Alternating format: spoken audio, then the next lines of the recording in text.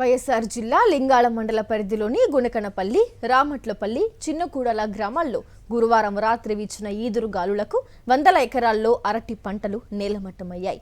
చేతికందిన పంట నేలమట్టం కావడంతో ఆవేదన వ్యక్తం చేశారు రైతులు.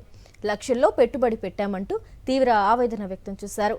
ధ్వంసమైన అరటి పంటలను పరిశీలించారు సంబంధిత అధికారులు. నష్టపోయిన రైతులను ప్రభుత్వం ఆదుకోవాలంటూ ప్రభుత్వానికి విజ్ఞప్తి చేశారు అరటి రైతులు.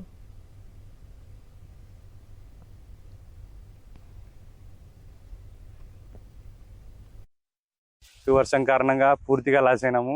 ఇదైతే 40 నుంచి 50,000 మార్కెట్. ఈరోజు అయితే మాకు అడిగినారు 43,000తో కటింగ్ చేస్తా ఉన్నా అని. మేమే ఒక 2-3 రోజుల తర్వాత ఏమన్నా కొద్దిగా మార్పు వస్తుందేమో, అయినా మాది తక్కువ అయినాయి. ఒక 2-3 టన్నులు ఉంటే ఒక 10 టన్నుల వరకు అయితే బాగుంటుంది అనే ఆలోచనతో కటింగ్ చేయలేదు. ఆ కటింగ్ చేయనందుకు మాకు దేవుడు నష్టం చేసి మొత్తం లాస్ అయిపోయినాం మేము.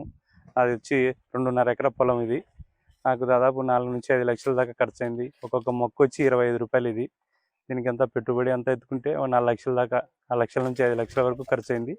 ఈరోజు ఒక్క 10 రూపాయలు కూడా వచ్చే పరిస్థితి లేదు.